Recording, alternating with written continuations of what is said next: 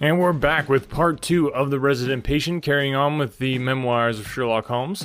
Super excited about getting close to the end of this one. This book has probably the best ending out of any of the Sherlock books, so definitely want to stick around for that. Thank you guys for listening and sharing the podcast. I guess don't forget to enter the Sherlock contest, and without further ado, here's part 2 of The Resident Patient. Within a quarter of an hour, we had dropped at the door of the physician's residence in Brook Street, one of those sombre, flat-faced houses which one associates with a West End practice. A small page admitted us, and we began at once to ascend the broad, well-carpeted stair. But a singular interruption brought us to a standstill. The light at the top was suddenly whisked out, and from the darkness came a reedy, quivering voice. "I have a pistol," it cried. "I give you my word that I'll fire if you come any nearer." "This really grows outrageous, Mr. Blessington," cried Dr. Trevelyan. "Oh, then it is you, Doctor," said the voice with a great heave of relief. "But those other gentlemen, are they what they pretend to be?" We were conscious of a long scrutiny out of the darkness.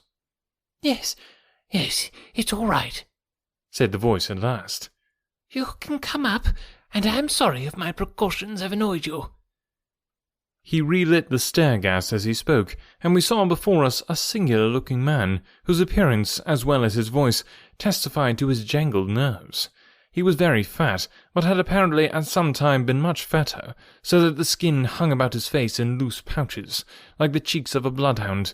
He was of a sickly colour, and his thin, sandy hair seemed to bristle up with the intensity of his emotion. In his hand he held a pistol, but he thrust it into his pocket as we advanced.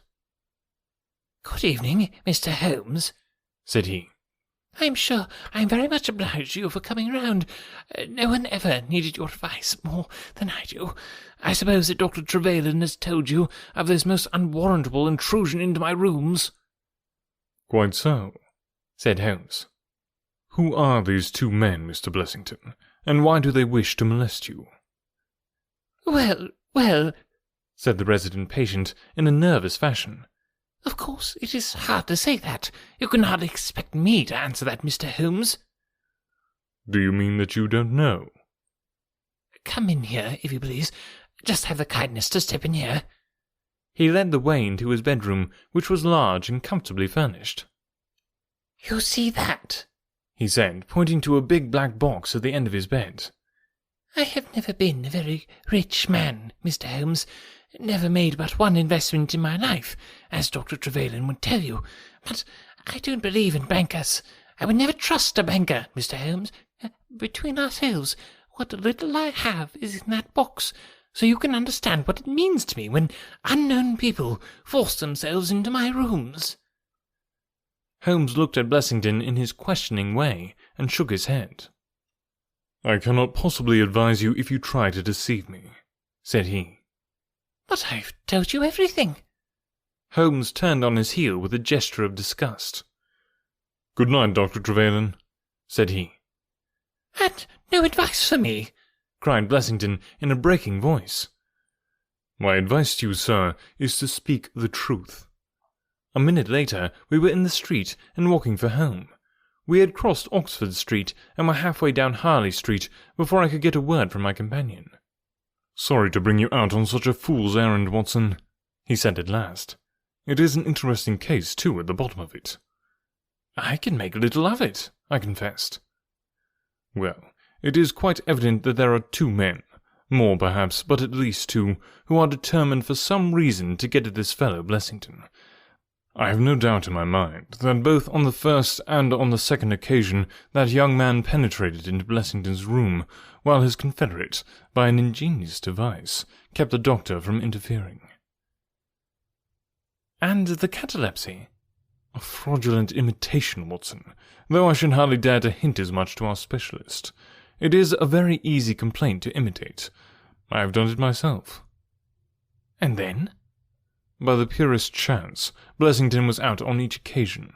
Their reason for choosing so unusual an hour for a consultation was obviously to ensure that there should be no other patient in the waiting room. It just happened, however, that this hour coincided with Blessington's constitutional which seems to show that they were not very well acquainted with his daily routine. Of course, if they had been merely after plunder, they would at least have made some attempt to search for it. Besides, I can read in a man's eye when it is his own skin that he is frightened for. It is inconceivable that this fellow could have made two such vindictive enemies as there appear to be without knowing of it. I hold it therefore to be certain that he does know who these men are, and that, for reasons of his own, he suppresses it. It is just possible that tomorrow may find him in a more communicative mood. "Is there not one alternative?" I suggested. "Grotesquely improbable, no doubt, but still just conceivable. Might the whole story of the cataleptic Russian and his son be a concoction of Dr. Trevelyan's, who has, for his own purposes, been in Blessington's rooms?"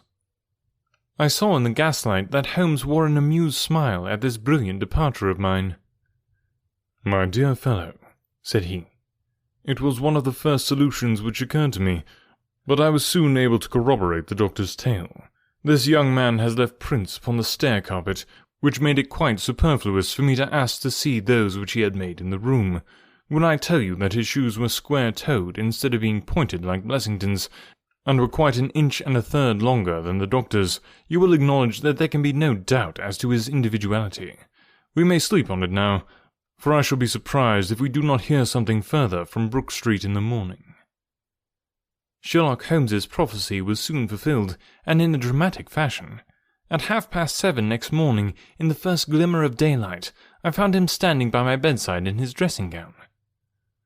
"There's a brougham waiting for us, Watson," said he. "What's the matter, then?" "The Brook Street business." "Any fresh news?" "Tragic, but ambiguous," said he, pulling up the blind. "Look at this." A sheet from a notebook with, "For God's sake, come at once, P.T." scrawled upon it in pencil. Our friend, the doctor, was hard put to it when he wrote this. "Come along, my dear fellow, for it's an urgent call." In a quarter of an hour or so, we were back at the physician's house. He came running out to meet us with a face of horror. "Oh, such a business!" he cried, with his hands to his temples. "What then?" "Blessington has committed suicide." Holmes whistled. "Yes, he hanged himself during the night." We had entered, and the doctor had preceded us into what was evidently his waiting room. "I hardly know what I'm doing," he cried. "The police are already upstairs. It is shaking me most dreadfully." "When did you find out?" "He has a cup of tea taken in to him early every morning, when the maid entered, about 7. There the unfortunate fellow was hanging in the middle of the room. He had tied his cord to the hook on which the heavy lamp used to hang, and he had jumped off from the top of the very box that he showed us yesterday." Holmes stood for a moment in deep thought. "With your permission," said he at last, "I should like to go upstairs and look into the matter." We both ascended, followed by the doctor. It was a dreadful sight which met us as we entered the bedroom door. I have spoken of the impression of flabbiness which this man Blessington conveyed. As he dangled from the hook, it was exaggerated and intensified, until he was scarce human in his appearance. The neck was drawn out like a plucked chicken's, making the rest of him the more obese and unnatural by the contrast. He was clad only with his long nightdress, and his swollen ankles and ungainly feet protruded starkly from beneath it. Beside him stood a smart-looking police inspector, who was taking notes in a pocket-book. "Ah, Mr. Holmes," said he heartily, as my friend entered. "I am delighted to see you." "Good morning, Lanner," answered Holmes. "You won't think me an intruder, I am sure. Have you heard of the events which led up to this affair?" "Yes, I have heard something of them." "Have you formed any opinion?" "As far as I can see, the man has been driven out of his senses by fright. The bed has been well slept in, you see. There's his impression deep enough. It was about 5 in the morning, you know, that suicides are most common. That would be about his time for hanging himself. It seems to have been a very deliberate affair." "I should say that he has been dead about 3 hours, judging by the rigidity of his muscles," said I. "Noticed anything peculiar about the room?" asked Holmes. "Found a screwdriver and some screws on the washhand stand. Seems to have smoked heavily during the night too. Here are 4 cigar ends that I picked out of the fireplace." Said Holmes. "Have you got his cigar holder?" "No, I've seen none." "His cigar case, then?" "Yes, that was in his coat pocket." Holmes opened it and smelled the single cigar which it contained. "Oh, this is a Havana, and these other are cigars of the peculiar sort which are imported by the Dutch from their East Indian colonies. They are usually wrapped in straw, you know, and are thinner for their length than any other brand." He picked up the 4 ends and examined them with his pocket lens. "2 of these have been smoked from a holder, and 2 without," said he. "2 have been cut by a not very sharp knife, and 2 have their ends bitten off by a set of excellent teeth. This is no suicide, Mr. Lanner. It is a very deeply planned and cold-blooded murder." "Impossible!" cried the inspector. "And why?" "Why should anyone murder a man in so clumsy a fashion as by hanging him?" "That is what we have to find out." "How could they get in?" "Through the front door." "It was barred in the morning." "Then it was barred after them." "How do you know?" "I saw their traces. Excuse me a moment, and I may be able to give you some further information about it." He went over to the door, and turning the lock, he examined it in his methodical way. Then he turned out the key, which was on the inside, and inspected that also.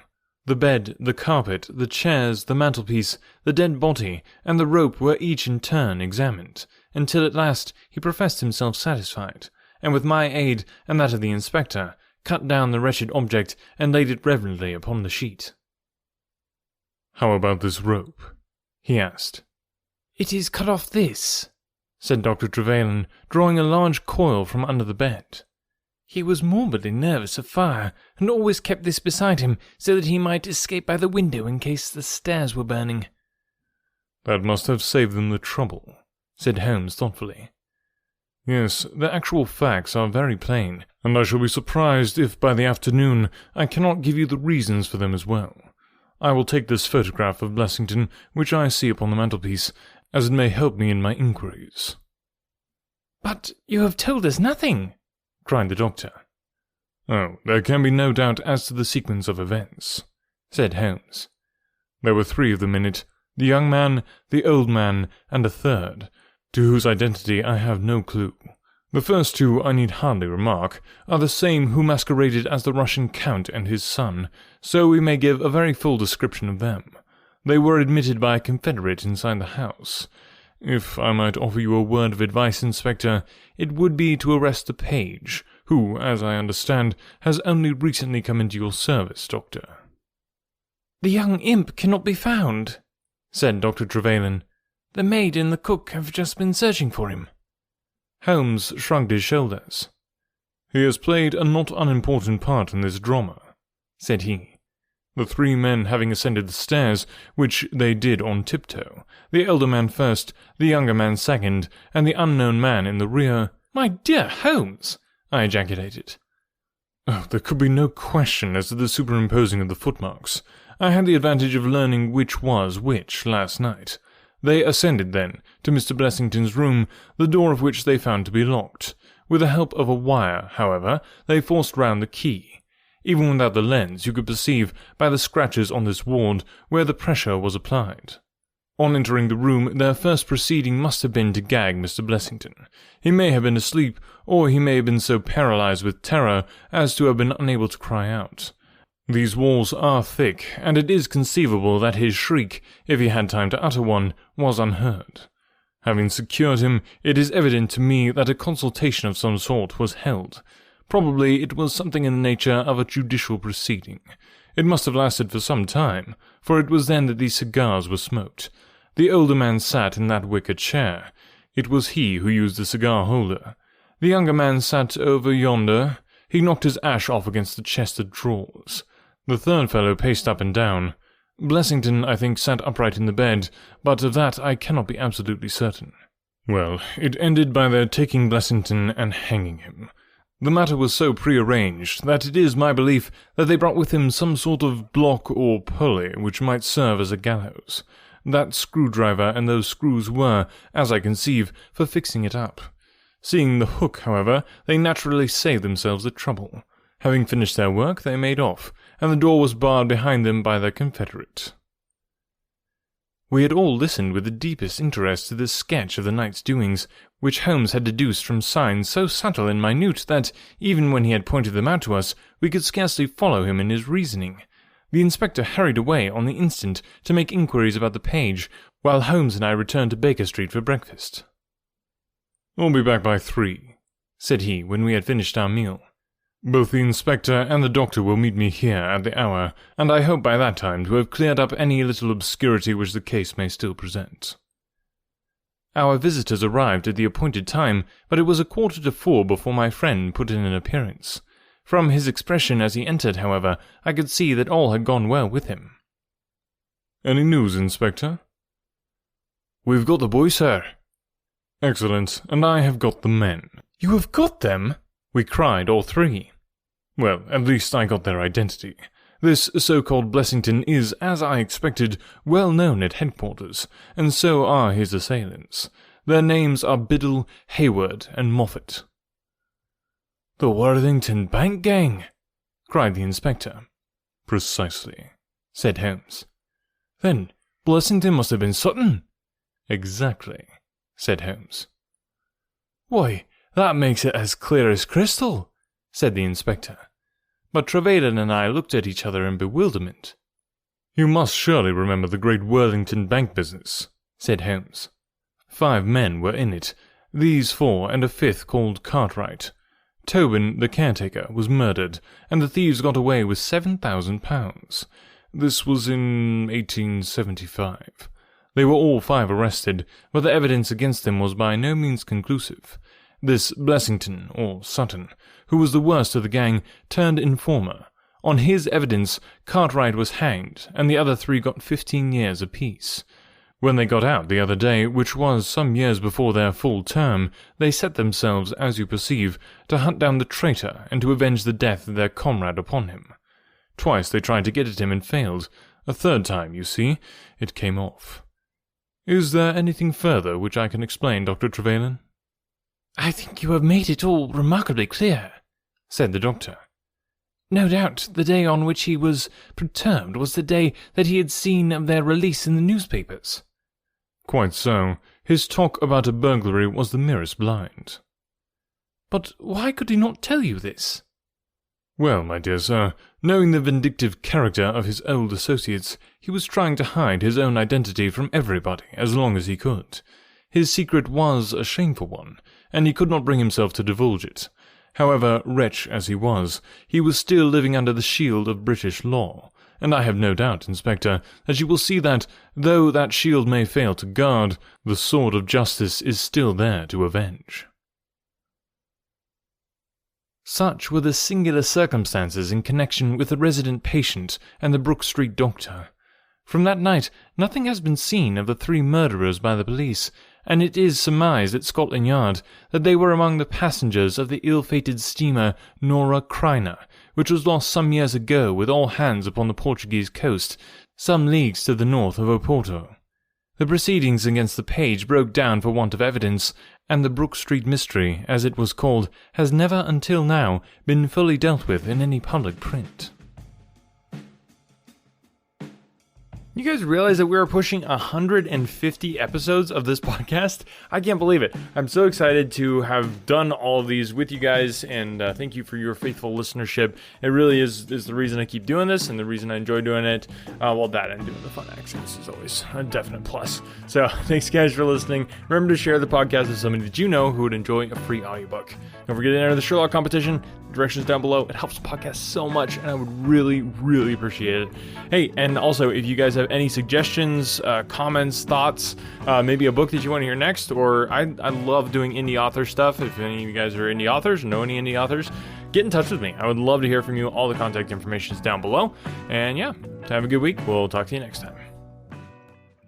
When I was in school, I absolutely hated writing. It wasn't until I was a bit older that I came to understand the power of words. If you're a business owner, you understand that power too. A business blog, when done right, can drive sales, increase revenue, and get you more customers. But as a business owner, you probably don't have the time to do all that writing. Plus, if you're not a copywriter by trade, you might feel like you're just kind of throwing words out there and they're not actually accomplishing anything. The good news is, there's a simple solution. Check it out. I call it the ultimate blog post checklist for businesses with online stores. This checklist will allow you to write better, more effective articles that convert readers into buyers. It's full of easy to follow examples to get your creativity flowing based on experience of nearly 1 million words written, and best of all, it's effective on any type of article in any industry or niche. I've successfully used this exact checklist on topics from pool table reviews to investment advice. Tired of spending tons of time writing stuff that doesn't convert? This checklist will change that by giving you highly effective blog posts and articles that transform readers into paying customers. Go to invicta.enterprises/free checklist and start saving time and transforming your writing now. That's invicta.enterprises/free checklist.